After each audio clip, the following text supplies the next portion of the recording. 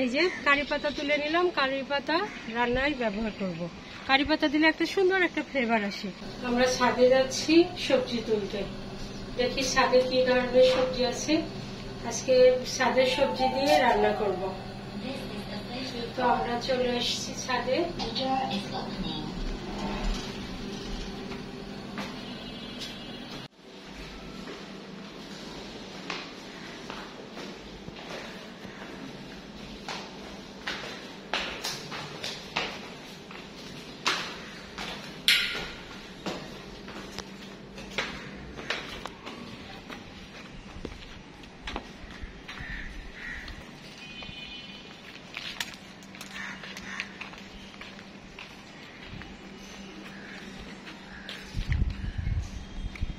এই যে বেগুনটা বড় হয়ে গেছে, নিয়ে নেবে না আজকে নেব না। আর এখানে দেখি তো এটা বড় হয়ে গেছে, এই যে এখানে এটা বড় হয়েছে, এটাও। আজকে শাক তুলব, আজকে পুঁই শাক তুলব, পুঁই শাক রান্না করবো। দেখি কারি পাতা নিতে মনেই থাকে না, কারি পাতা।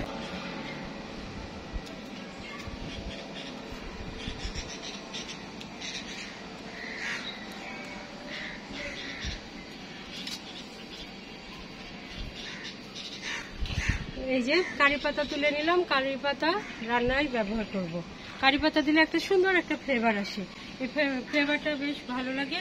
আর তাছাড়া কারি পাতা কিন্তু অনেক উপকারও, মশলা হিসাবে অনেক উপকারও কারি পাতা। আর প্রতিদিন নিয়ে যেতে মনেই থাকে না, আজকে নিয়ে গেলাম, আজকে রান্নায় দিব। কারি পাতা তেলের উপরে দিতে হয় বা তরকারি নামানোর সময়ও দিতে হয়, তেলের উপরে দিলে ফ্লেভারটা ভালো আসে। কি শাক তুলবো,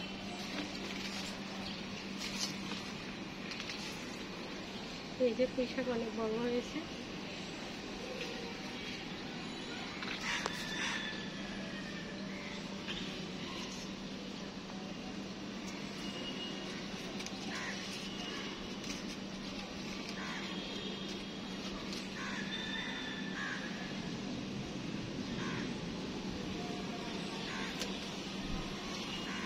অনেক বড় হয়েছে পুঁই শাক।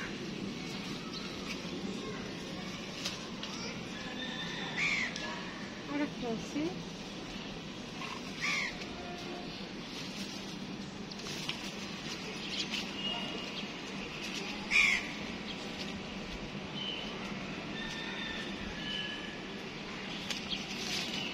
আর একটা। এই দুইটাতে আমাদের আজকে রান্না হয়ে যাবে। ওইদিকে বসে আছে আরো, এই যে কত পুঁই শাক এইদিকে আছে। ও এখানে বড় বড় পাতাগুলো তুলে নি, পাতাগুলো পরে তো মরে যায়, শুকায় যায় পাতাগুলো, পাতাগুলো তুলে নি।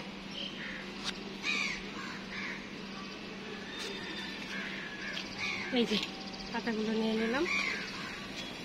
আর এইদিকে আছে পুঁই শাক আরও আছে, এই যে এখানে আরো পুঁই শাক আছে।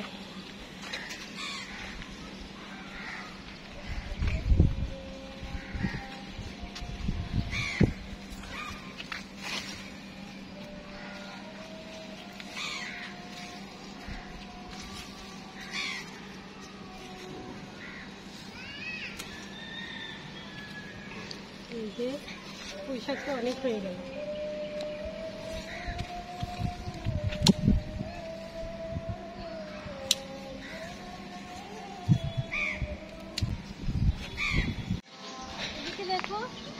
ও এটাও পেকে গেছে, এই ড্রাগন ফলটা পেকে গেছে। কয়েকদিন আগে একটা তুলে নিয়ে গেলাম।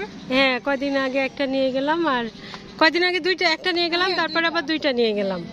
আর এইটা ওই পাশে আর একটা আছে, এটা এদিকে পেছাও একবার, এদিকে একবার দাও। এই তো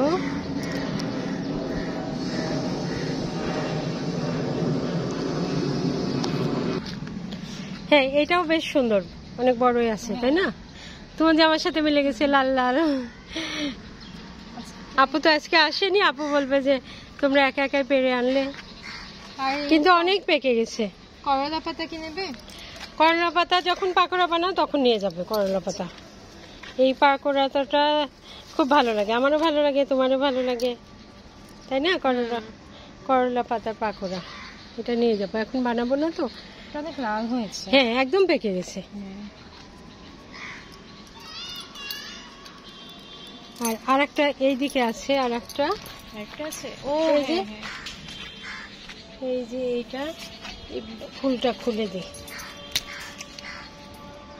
এই যে ফুলের এখানে পানি জমে, এই যে পিঁপড়া লেগেছে অনেক, আর এখানে পানি, বৃষ্টির পানি পড়লে পানি জমে এখানে ছত্রাক হয়ে যায়, পচে যায়, সেজন্যই ফুলটা খুলে ফেলতে হয়। চলো, আজকে তো অনেক কিছুই হলো। এই যে এতগুলো শাক তুলে নিলাম, একদিনের বেশি হবে শাক, একদিনে এত খাওয়া যাবে না, একদিন রান্না করলে 2 দিন হবে এই শাকগুলো। এখানে আমার মালবেরি গাছ, মালবেরি গাছে বেশ কিছু ফল ধরেছে, অনেকগুলো অতিরিক্ত রোদের জন্য পড়ে গেছিলো, বৃষ্টি হয়েছে, এখন ফলগুলো বেশ পেকে উঠেছে। এই পাকা ফলগুলো এখন তুলে নেব। এই ফলগুলো লাল হয়, তারপরে কালো হয়ে যায়, কালো হওয়া মানেই বেশি পেকে যাওয়া, তখন মিষ্টিটাও বেশি হয়। এই ফলগুলো কিন্তু খেতে খুবই ভালো লাগে।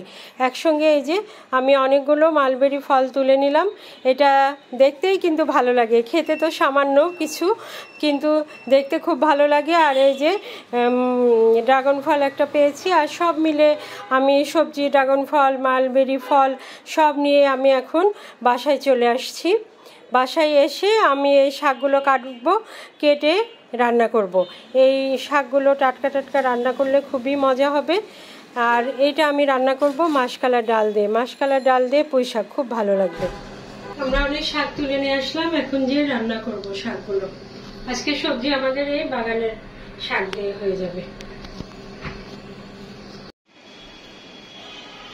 বাগানের সবজি নিয়ে আসলাম, আর এই যে ছোট ছোট ফল, আর একটা ড্রাগন ফল, আর এই যে সবজি, সবজিটা অনেক হয়েছে।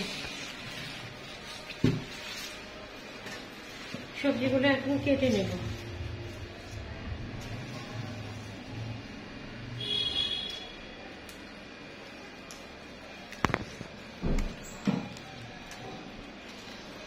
একদম টাটকা সবজি, এখনই রান্না করব, খুবই মজা হবে।